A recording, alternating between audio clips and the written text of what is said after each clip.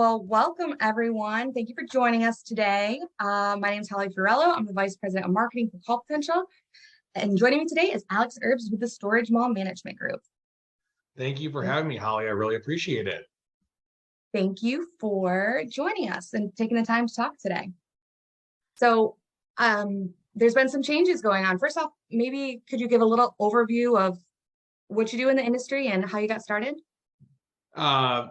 Well, we could be here the whole hour at that point, but I'll try and keep it short and concise. So I started myself personally started about 8 or 9 years ago at this point, originally starting to work for the storage mall. And just like a lot of growing companies, we didn't have a large operations team. We only had a family owned and operated company with my uncle and myself, where he had about 8 or 9 facilities at the time and was growing rapidly. So I kind of started like most people start in a small family company you're in charge of a bunch of little things. So everything from advertising to marketing to operations to, helping to streamline some, systems and processes and everything else. So started working there, about 9 years ago, ended up having the opportunity with my dad and I to purchase let me back up a little bit too.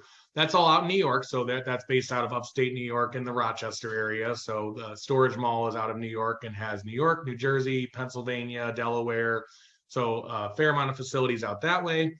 I'm actually from the St. Louis area. I am located here in St. Louis with the beautiful snowy weather behind us too, actually, for the Midwest right now. And so, my dad and I actually had the opportunity to purchase a facility in the St. Louis area and then a couple of years later at that point, we ended up purchasing that facility and purchased a few more right after it. And so kind of had our own thing going in the Midwest.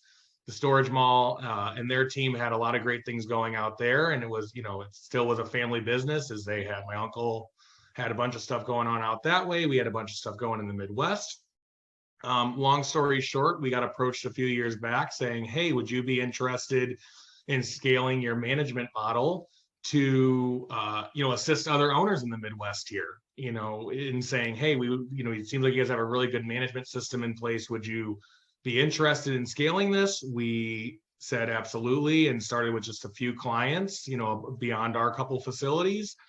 And just in 2022 alone, we got up to about 26 or 27 locations, depending on how you look at it, across the Midwest. Yes, we started 2020 with just 4 or 5 facilities, and now we're at about, we were at just on the Erbs Management Group side, we were at about 26 or 27 locations. And then, my uncle and I especially started talking between ourselves saying, truthfully, why are we reinventing the wheel? There's certain things that we need. There's certain things that our other team, needs. And, can we come together and do this? And so that was kind of part of the merger acquisition here. So the merger happened over the summer, just got announced about a month ago or so. And so we now have about 50 facilities in about 9 states, anywhere from the Midwest out to the Northeast.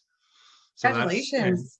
Thank you. Yeah. So that's now the Storage Mall Management Group. And that's kind of a little of our very, maybe not so quick history there, but that's kind of where we're at. No, that was perfect. That's amazing that you are able to merge. I know it's kind of recent, but what has the process been like? Has it been seamless, or has there been any there's no problems at all. It's perfect. Yeah. There's been not a single bump in the road ever. No, and so just like any kind of acquisition, first off, I keep saying acquisition, but merger in this case, is finding everybody's roles. So of course, I personally was used to running a lot of different departments here, and I've been moving more into a development and acquisitions role, while also handing some stuff off to our operations director, Frank Serto. Frank's awesome. Frank has a lot of experience and with a bunch of different storage facilities. I know you've known him, Holly, from up in the Pennsylvania area for a long time. So, it's also just number one, trying to get everybody to find their own way, find their positions, find their different spots. That's been one of the challenges for sure, just trying to get everybody in line there. Also, number two is just keeping up with the growth. I mean, we've been finding new roles because we're bringing on 2 or 3 facilities a month. So now having somebody that's strictly working on transitioning facilities, having somebody that's really focused on, facilities upgrades. Hey, we need new gate systems, we need new fences. So, Mm. while there were some, growing pains at being at 20 or so stores, there's even more growing pains being at 50 or so stores. I mean, it's just now we need different district managers. Now we need different, area manager type roles. It's even redefining some of our property manager stuff and defining where, I would even say where, how we're going to run facilities. Are they all going to be remote? Are they all going to be hub and spoke model, or is it going to be hybrid, or, does it more traditional staffing? So I just unloaded a lot of stuff right there on you, Holly. I apologize. I'll take it all. Yeah, I mean, that it sounds like it's good growing pains to have, right? As always, as you're getting bigger, you need new processes and new talent to kind of help you manage everything. In your first year, this next year upcoming, what are you focusing on? I think the same thing that we've been doing thus far. I think continuing to grow our current portfolio, whether it be through acquisitions on the storage mall side, whether it be through new management properties. We'd like to continue to grow with a lot of our clients. We've had a lot of great feedback from our clients on what we've been doing, and they've had a lot of confidence in our management system, that now they want to go and purchase more facilities and be pretty aggressive in the market here. So we're excited to continue our partnerships with our current owners, and we are excited to continue our acquisitions between myself and my dad and my uncle. It's fun being a family owned and operated company. It really does have a lot of great great benefits to it. Yes, we've only fight a little bit at Christmas and other holidays and stuff like that, but it's been a great atmosphere for us to be able to really have some open dialogue and conversations on our growth, and really seeing, I mean, we usually have been bringing on at the pace of about 2 or 3 new locations a month, and we're hoping to, even with a little bit of a slowdown coming up here, we're still hoping to bring on probably 2 or 3 stores a month, in different either management or acquisitions, along with continuing to expand and grow our current facilities as they are right now. So hopefully we can keep that pace going, and the feedback continues to get better and better. Absolutely. You mentioned a little bit about whether it's remote property management or hybrid. Are all your facilities under that model, or how do you make the determination? Yeah, so we actually have a few. This is really, really cool for us. We kind of have two, I would say probably even 3 models that we really go with. Number one would be the traditional management. Maybe having probably one full-time property manager that runs a store, in a certain market or markets, depending on how many we can get in a certain region. So, obviously the traditional management, and that works great in some usually highly dense regions and some other areas where a lot of the competition also has managers there already, or, depending on, some of the needs of the facility. We have some larger climate controlled facilities that, yes, it is a full-time manager, but, part of the job is also a lot more on cleaning and upkeep and just, maintenance and other aspects of it. So that's kind of our traditional model. On the complete other side of it, we also have the remote operations. So we do have some facilities that are, I would say, completely remote, where we do have, we just have a part-time, about 5-hour a week employee that goes around and cleans up the facilities and does all the maintenance work and reports it back to our home office or to one of our other managers who's running that facility, on that system. And we kind of have an internal call center model. I wouldn't say we have a call center per se. We actually have traditional managers that end up being the manager of 2 or 3 locations, and all their calls go to that manager. And if they don't answer, it then rolls over to our greater manager network for someone else to answer. So it's sort of an internal phone center model.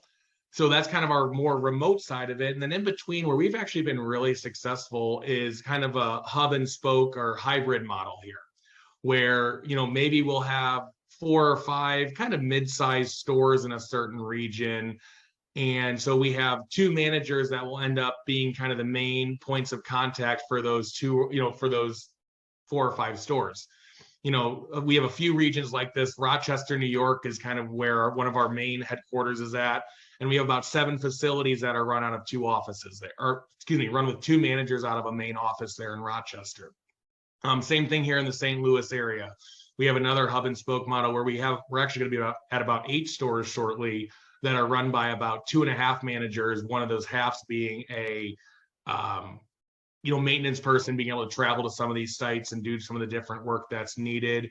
And we have a few more markets that we've really been growing from, maybe having, instead of 7 stores, we have 2 or 3, and they have a centralized office there. So that hub and spoke kind of hybrid in between model has been really, really popular as we continue to grow in certain regions there. So to go to your point, it depends on the staffing of, depends on the region is kind of how we determine what type of model we're going to use. Or I'd say with the region and the size of the store. Obviously, if there's only 150 or 200 units, don't need a full-time person there. But if it's 200 units, or there's 200 units in one area with another 400 right down the street, we may be able to have one manager that's really being effective in running all 2 or 3 locations within that region there. And that usually is a determining factor on, how do we staff this and what makes the most sense for your location going forward. What kind of technology are you using to enable the hub and spoke and remote operations? No technology. We just have old locks and that's it. And we don't use CallPotential or anything. No, just kidding. So number one, of course, I'm gonna give the shout out as being on the call here, is using CallPotential and a real integrated phone system. Our phones are really easily able to connect to each other. So we kind of mentioned that, the biggest thing is we want to give the impression that while we may not be specifically sitting at that store, that customer doesn't really know the difference. Even though it may be a remote store or unmanned or virtual store like that, we want them to feel like they always have somebody there, or there's a feeling that somebody is there. So that really does start with the phone systems, and being able to have an integrated phone system like CallPotential has been extremely helpful for us in that, in that when somebody calls, if that first manager, or really that first point of contact for that facility, doesn't answer, it can now roll over to the entire region to be able to answer 2 or 3 different stores there. So that's always a great atmosphere for us. We also love some of the easier details of having like an auto pay system through the IVR system there, that they can easily pay through the phone. They can quickly, they can do a lot of things without even talking to a manager there. So just having the IVR system through CallPotential, having a completely integrated website with our different software, be able to make payments online, and basically how can we automate this process and make it easier for the customer while also not overdoing it where there's too much technology in the way. I think another couple just things that we do on site, every time we take over a facility, if there's a fence and gate, a lot of our facilities have fence and gate systems. We always require that it's being upgraded to a cloud-based system that can connect with the software. So especially some of these older gate systems, we need to get them to a cloud-based software that can integrate and easily be able to update tenant codes and be able to lock them out as necessary. And then we also, we require an upgrade to the camera system, or we at least would make sure that the cameras that are in place are able to be function that we can view them remotely, especially some of our remote stores, because where we like to be able to do it is we can have a customer call at some of these sites. And even if we don't have a manager there, we want to be able to have our managers be able to walk them through the phone, or walk them over the phone to their unit, so they can see the cameras, they can open the gate for them, they can get them over there, they can show them, hey, go and make a left right here, and you can open your door and go, look at it, especially for these kind of maybe older clientele, or some of these clientele that want to have that hands-on approach and be able to see that. So I've done it where I'm sitting at home here, where I work at home, and I can rent a unit to a customer and walk them through the whole process. And the only difference is when if you don't have a manager on site, you're not getting that, being able to kind of walk them through specifically, but you can do as much as you can over the phone. So that's one of the cool technologies that we're really implementing, and kind of make a requirement at all of our stores, so that we can have those, have the utmost security and technology there. Yeah, that sounds really cool. And I also like that it's not an all or nothing, right? Like you look at the property and determine what's the best way to operate based on, its region, its size. One question that I get a lot when we are talking about remote property management is like, what happens if someone gets stuck in the gate? So what do you guys I, do then? you know Does it what, ever my happen? favorite, I'm going to actually go even a little bit further. My favorite one that always seems to happen here is, especially at some older facilities, is, a customer will open the latch and they'll fling their door open, and then the door gets jammed because they flung it open so hard. And then, so that's usually about 5 o'clock at night, or, 5 or 6 o'clock on a Friday night. And it happens. You're going to have that, or it's I'm stuck in the gate, or even the other way around is I can't get in the gate and it's 10 o'clock at night. We do have layers on our call, our call system, that if there is issues, they can obviously reach out to the manager in charge of the facility, and it'll take some, coordination either with the on-site contact, or really making sure that you have, multiple people in place sometimes, even if it's just a backup person. You never know, because Yeah. I think on one of the previous Call Potential webinars that we talked about, or I'd mentioned a little bit on, when you fling that door open, the door is wide open. Now this customer is calling and it's, Saturday night, and your on-site contact's out of town for the weekend. They want to Mhm. close and secure their stuff. They're not going to go move it to another unit. So making sure you have a couple different layers. Number one is have that backup person. If you just have one part-time, 5 hour a week employee, probably is, there's a good chance they're going to be out of town, or they're going to be at work, or something's going to happen. So having another, having additional layers is always good. Gate systems, I don't think anybody on this call can ever tell me that, oh, I've never had a problem with my gate system here. It's going to have, we just had one last night. I can see my dad's on this call, and we were both, oh, well, he went out there first, and then I got there later to go on the call, and we were there at 10 o'clock at night fixing a gate system near our house here. It tends to happen. So that just comes down to where some of this remote staffing is you can't, the theory unmanned or there's nobody there. Yeah, but you probably need to have somebody, you always need to have that backup contact, because, human error is going to happen. So, or Yeah, human error and technology error will happen in there. So unless absolutely. somebody else in the chat can tell me otherwise, they've never had any issue with their facility, I would I mean, love that to would hear be a it. unicorn, right? If you've never had a gate problem ever. If you do, please let me know who your gate provider is so I can make sure we get them in our vendor list here. Speaking of vendor lists, Mary asked if you'd be willing to share what kind of locks you use so you can open the unit for the new tenant and put on and remove overlocks. Yeah, so I mean, we've done as simple as, Da Vinci locks is a big brand for us that we've done. We do a lot of overlocks with the Da Vinci system. The Da Vinci lock system integrates with a lot of different softwares. It's able to provide combination locks and lock systems for that. A couple of our new builds are working on some of the Noki and Janus systems, so I can truthfully say I don't have a ton of experience with those. But I'm very excited to be trying them at a couple different locations here, and I know there's some great technology that Janus provides in regards to those. But as simple as, I mean, especially if you're running a remote facility, or even truthfully, even fully manned stores anymore, we're really implementing these Da Vinci lock systems because we want to be able to cater to all different customer types. And there's some customers who really want that traditional management experience. They're going in, they're seeing the manager, they're seeing the owner. But we've also come to find out on the other side of it, there are some that want, I mean, even if you have a fully staffed store, they don't want to interact with the manager. They just want to rent their unit. They want to get in. Oh, they're past due. I pay my bill, and they expect instant access. It's almost, that's just a kind of part of what the consumer is coming to anymore. And that's why we want to be able to cater to all those needs. So that's where definitely having an access control system that's integrated to the cloud, along with having locks that can provide your customers immediate access if they need to have that access there. Um, that's also a specific type of customer. There's some that expect, because they paid their bill in the middle of the month, they want to have that access immediately. And you want to be able to work with that. But there's still some of our stores that we have extremely low delinquency with a manager on site, and we still have some really traditional key and lock systems there, because you train your customers the way you want to run your facility and how the expectations are at the facility there too. So Absolutely. Great point. you mentioned customers, and you really have two customers, right? You have the customers that come to the facility, and then you also have the owners that you manage the properties for. And you mentioned that they're looking to grow and add more properties. How have they um, how have they worked with you on adding technology? Have they been resistant at all? Are they completely all in? How did you get them on board with going to a more technology focused operating model?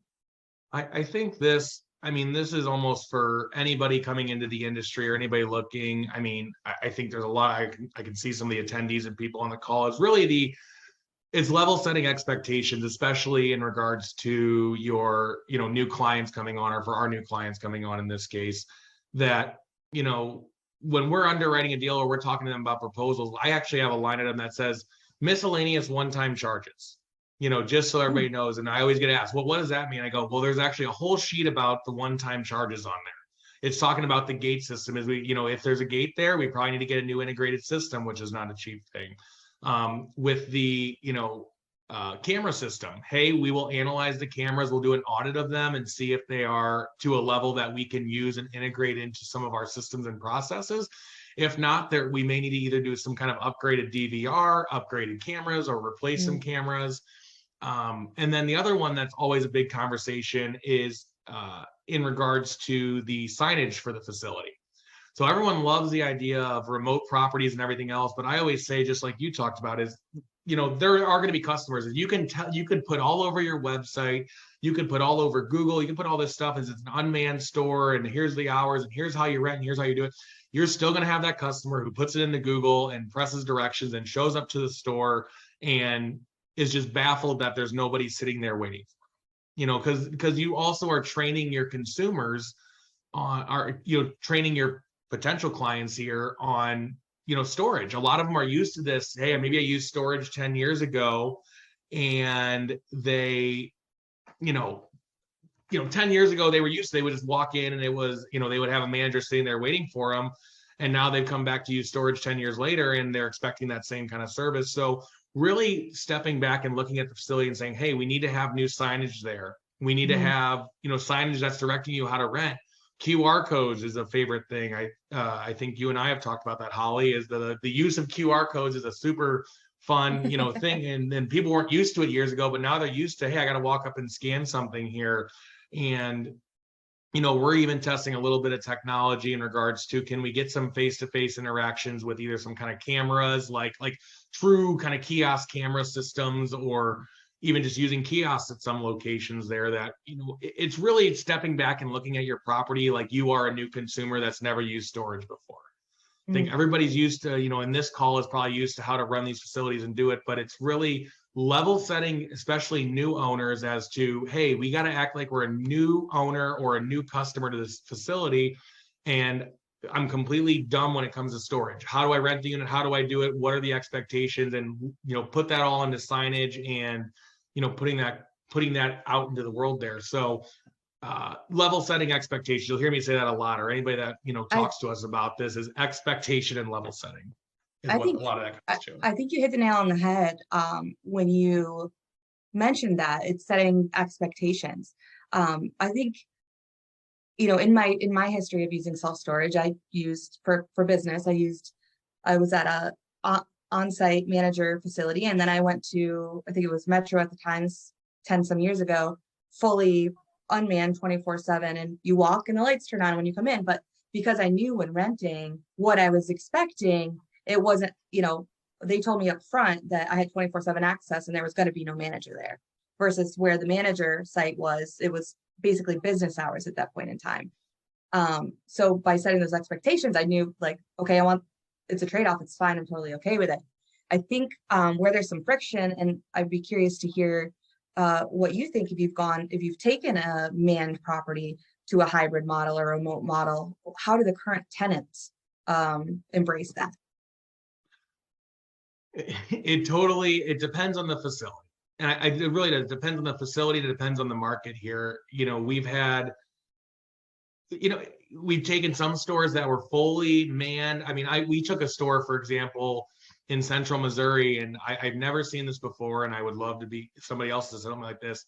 They had 80 staffing hours a week for a 200 unit store. So they would literally have somebody there at, I think it was 10 a.m.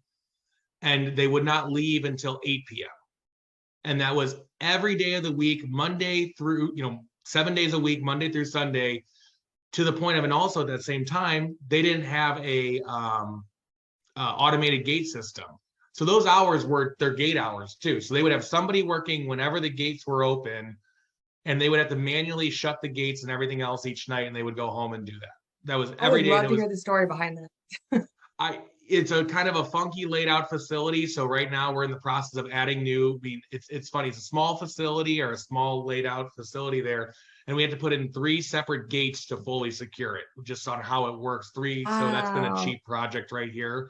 Was putting in 3 separate motors, 3 new gates, and integrating some of the access controls with that. So that was a good example of, we really frustrated some customers because we moved it down to, hey, now it's 10 a.m. till like 4 p.m. And they were like, oh my God, how dare you? Like, I like to show up which was kind of strange. I like to show up at 7:30 at night to pay my bill. And so I'm like, that's just, I never even understood how that was. And so a lot of it is also at the same time is that same owner didn't have a website you could pay online, didn't have some of this stuff. So we've taken over a lot of these stores. We will cut back some of the hours. And a lot of it is, again, level setting and expectations of your customers.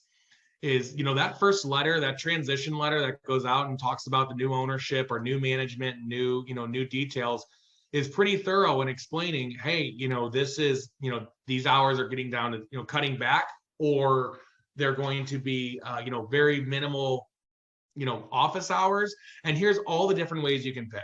So that's where the difference is a lot of it. The only frustrated customers usually are the ones that either 2 things, either A, they're just used to, they love walking in the office and they want to pay their bill in cash, and that's all they want to do. And they want to chat for 2 hours with the manager in the office and then leave, because that's their whole day is planned around that, Get the planned free around that coffee. experience. Yes. Yeah. They're going to go to the post office, and then they're going to go drop their storage rent off, and that's their day, with that. And it's usually a lot of the older clientele that are used to that. And then other ones, the other thing that's usually the big pushback is, just like you had mentioned in one of the previous questions here, is when an incident happens on site. If we are fully remote on a property, that's when they get mad, because then God knows something happens, a door's broken or jammed or something, and they can't get that immediate access.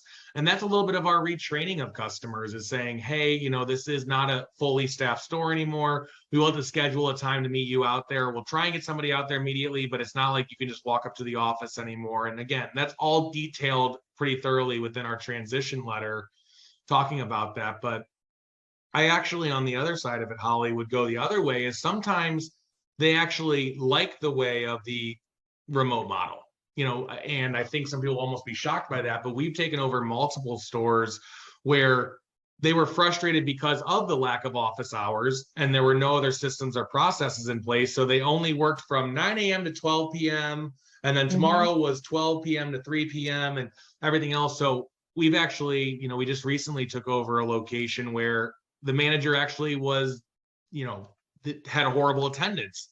And if the manager wasn't there, nothing got done. And they didn't have a website. They didn't have any kind of phone system. So you needed her to be there to do anything at the facility.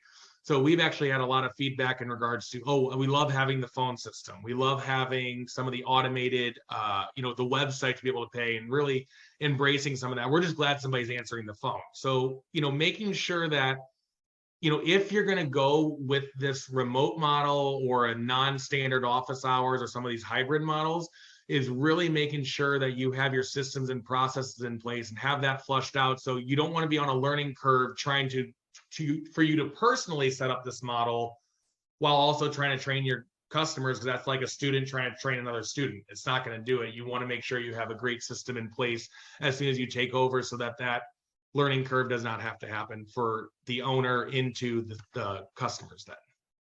Yeah, that sounds great, to have a process and plan and way and baby steps, and let them know what's coming and when, rather than kind of just, pulling the rug out from underneath them. We've even had it down to, hey, we will have office hours until this date, especially in some heavy stores where we know this has happened. There's literally no credit cards accepted. They only paid with cash and check, and they didn't have any software in place. So we've said, hey, we are having office hours until this time frame, and after this date, it's no more. And so it gives a little time for the manager to kind of explain what's happening to the walk-in customers and stuff, which just provides that extra layer of customer service that customers are wanting. So speaking of customer service, are you having any difficulties with hiring, or have you made any changes based on who you hire with the technology that you're using? Yes, for sure. So we've actually been implementing in a few different stores is, I guess, the traditional property manager for storage has always been interesting to me is, to hire a property manager, we're wanting this property manager to be a great salesperson, number one, great and organized. And a lot of times, a lot of great salespeople are probably not the most organized. So having great administrative abilities, doing that, great with delinquency calls and handling collections and doing that. Oh, and by the way, also, if you can handle some maintenance on top of that and really go repair the roof problems and do all of that, we would really appreciate it. And I'm like, I've always kind of thought that's hilarious when you talk to people is you have a lot of expectations for some of these employees that, probably those aren't their best skill sets, or those are a lot of skill sets that are very different from each other in this case. And so with some of this technology, what we've actually been streamlining out in a few of our regions, especially in the East right now and stuff, is we will have different phone prompts. If you're a new customer, you press 1, and that new customer is going to a specific sales agent who just does sales calls and just takes in the new customers and processing leads and rentals all day. If you're a current customer, you press 2, and that'll go to a different filter right there. And so a lot of times we might have some of these, even our property managers are at-home property managers. So some of these are just sales agents that are at home because of the technology that can streamline who they are.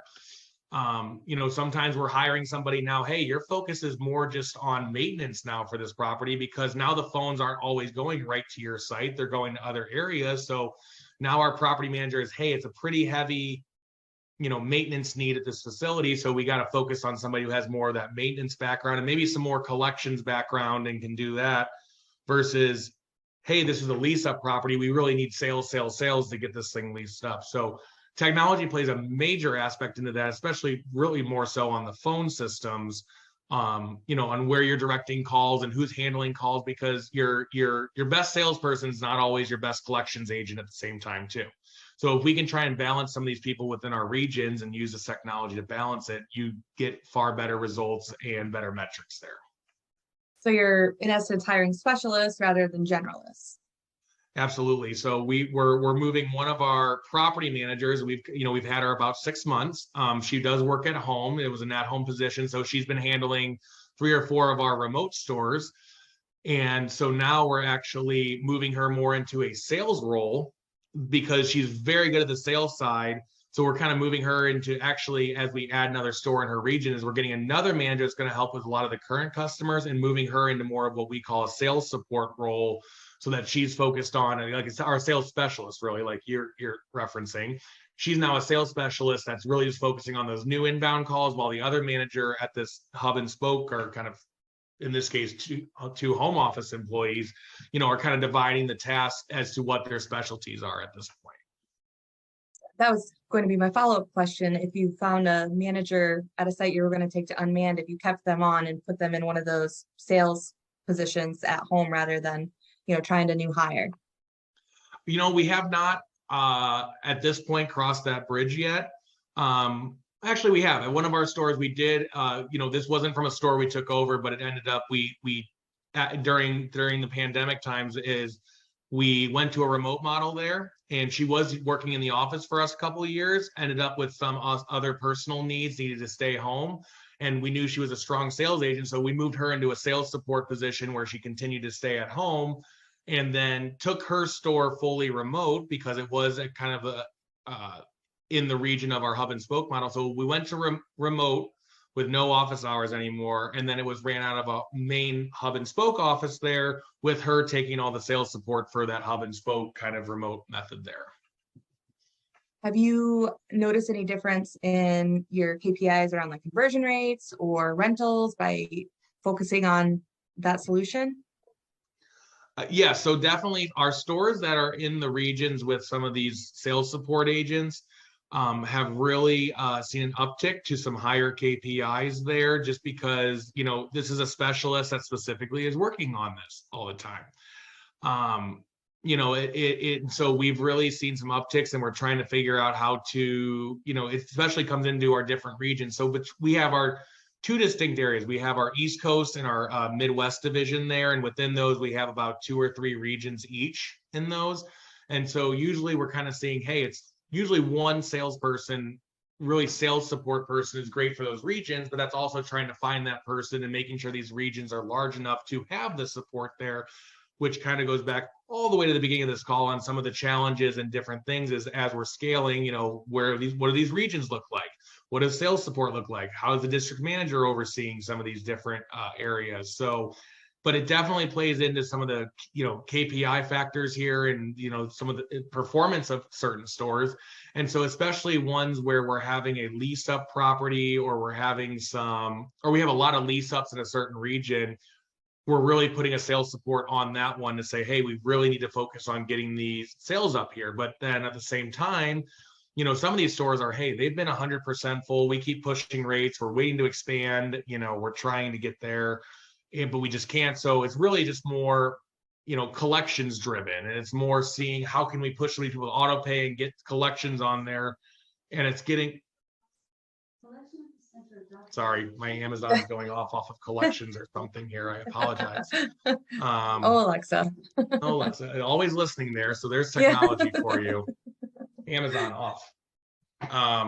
I don't know where that was, so I apologize, everybody. But so that's a lot of our KPIs and kind of seeing some of those different factors and really continuing to streamline and tighten up those KPIs in all these different regions.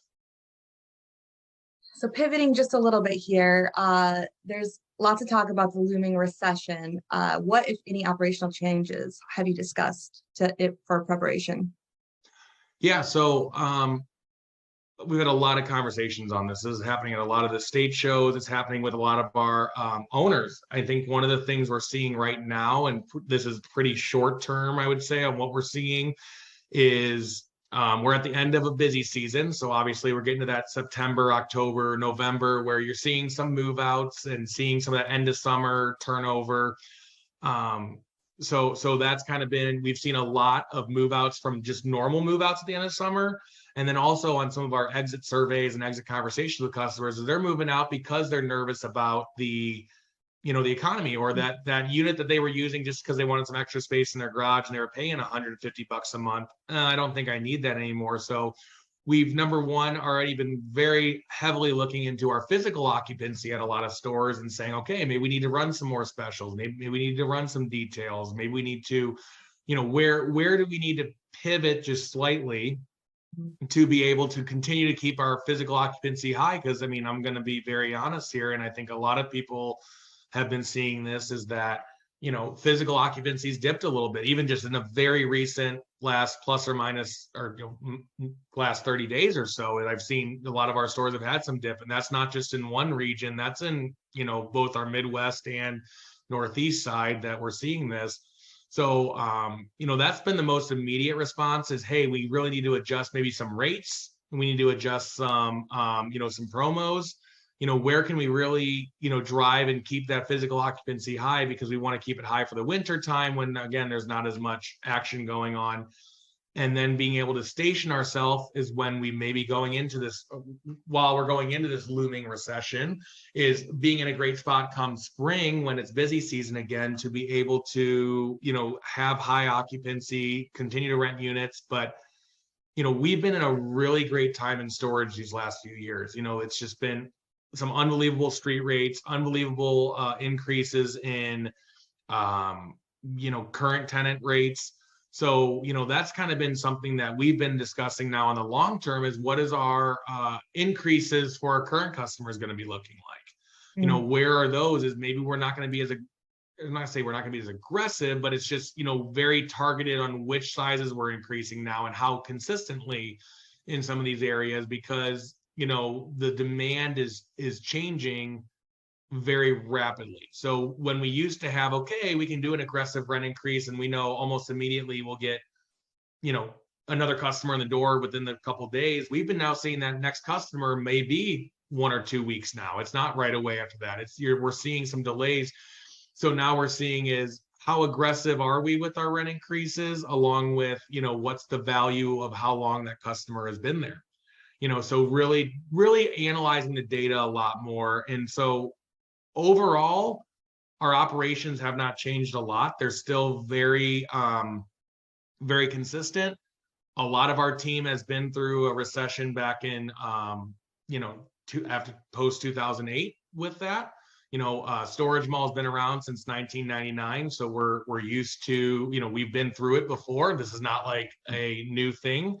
So it's the operations haven't changed too much. Maybe the aggression has or the cautiousness maybe scaled back just slightly, but it's still business as usual. It's just being really monitoring and overseeing the data, but sticking with the same performance and operations that we're normally used to at this point.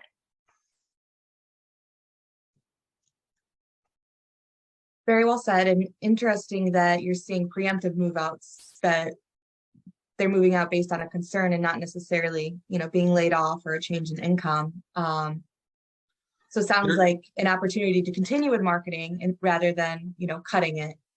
Yeah, I mean, marketing, we've talked more and more with a lot of our clients and facility owners that say, hey, we really got to put some money into marketing. We just launched a brand new website that we're very happy about.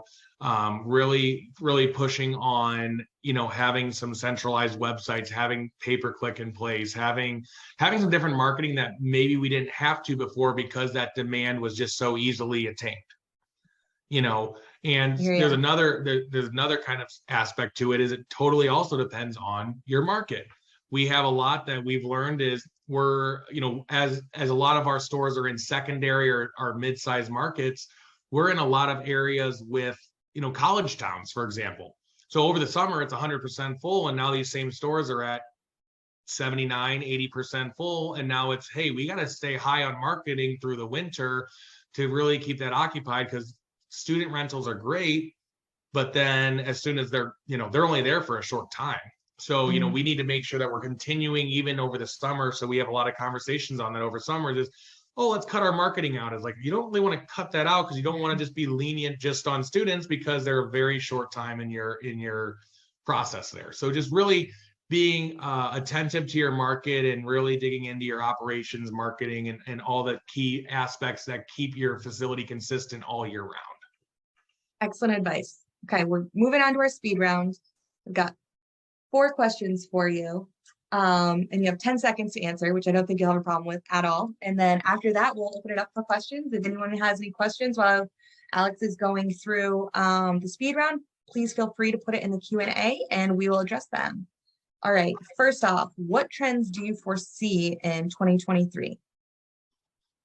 Wow. Again, I think a lot of it, like we just mentioned on the operations, I think demand is still going to be there for storage. It just may not be as strong and as easily attainable. So making sure you stick with great marketing, and really, especially for new lease up properties or new facilities, you might have a little bit longer lease up period. Not, oh my God, we'll have the whole place filled in, 10 months. It might be now really hitting those projections of 18 months and other, longer terms than you expected. So still just be very cautious and cognizant of your operations and systems. So kind of already answered that.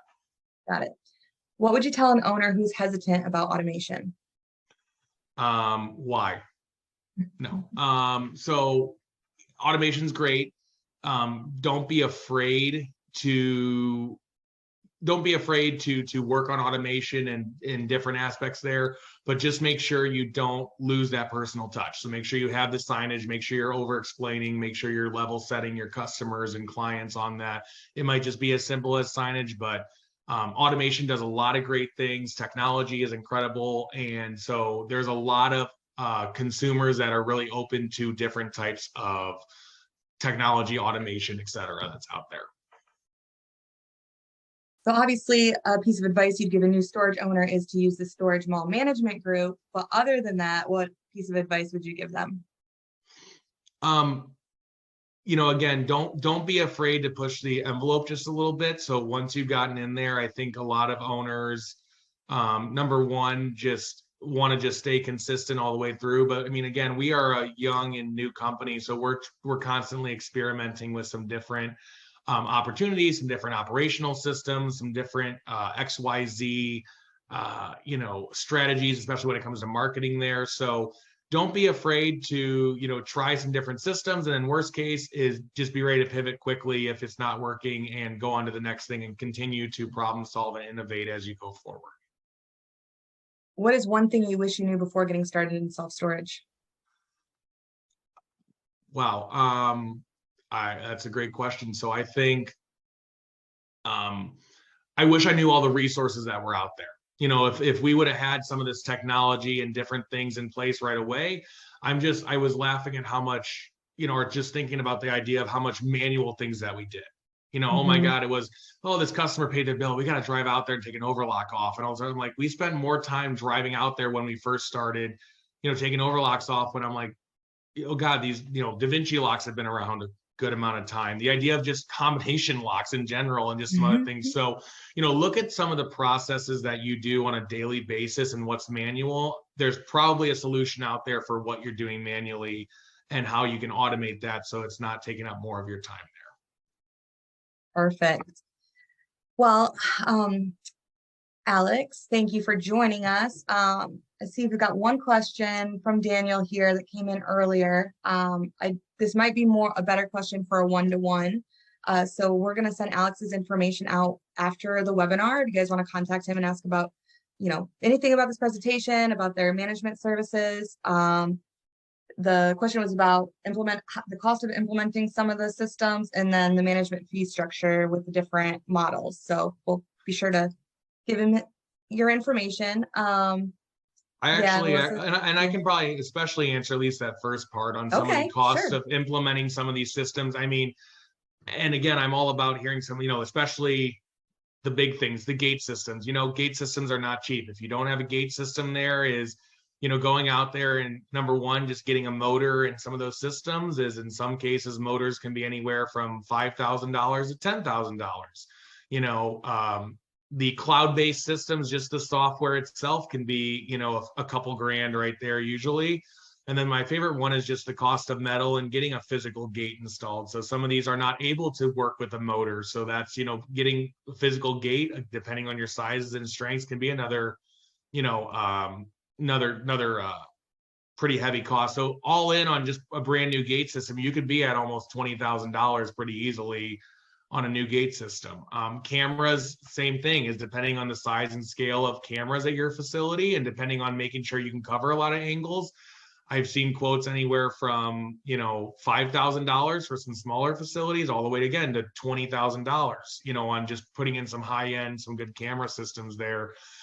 But don't be afraid of some of those upfront costs because, down the line they pay for themselves because now you're the most secure facility in the market. And for every amenity and details that you're putting into there, you should be able to get them back out because you can hopefully charge a little bit more because you have all these added amenities and features, along with you saving costs on, cutting back some of these, payroll and other things because you have the automation and systems in place there too. So hopefully that kind of just gives you an idea if that's what you're referring to for some of those, along with obviously there's additional costs with any management group of getting software in place and some of the monthly costs that can come with just softwares and specific details for your facility there too. So thank you. And then I'm happy to give some more specific details off call if we want to discuss here on that too. And then 2 questions to close us out. What is your favorite Thanksgiving side? Mashed potatoes. Okay, perfect. With gravy? Yep. Sometimes, depends on the gravy. Okay. Very specific. There you go. Yeah. And then what's the next show or in-person event where they can find you?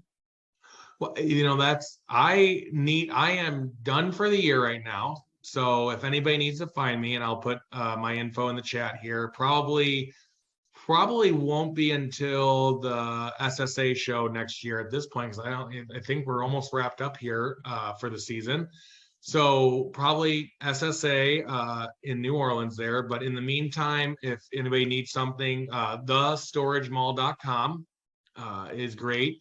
And you can email me, alex@thestoragemall.com. I'll put it in the chat here for anybody that's interested. I love to connect. I love to talk on storage. So if you have questions or just want to talk about the operations or anything about your facility, I'm more than happy to discuss on it there. And go and yeah, I'm a nerd when it comes to storage. You could pick my ear all day long, and I gotta know when to stop talking. So that's an issue. Never. Well, So thank you for being so generous with all your knowledge and sharing so openly with everyone and taking the time to be here with us. thank you, Holly, and I really appreciate the time here. And we love the partnership with CallPotential and your entire team, with you and Alyssa. And I see Scott's on here. I mean, we just really appreciate it and the help with streamlining a lot of our daily operations, because we wouldn't be able to do it without you. Thank you, Alex. Thank you so much. Appreciate it. And thank you everyone for joining us. We hope you have a great day and happy Thanksgiving. Thanks, guys. Thanks, Holly. Thanks, everybody. Thank you.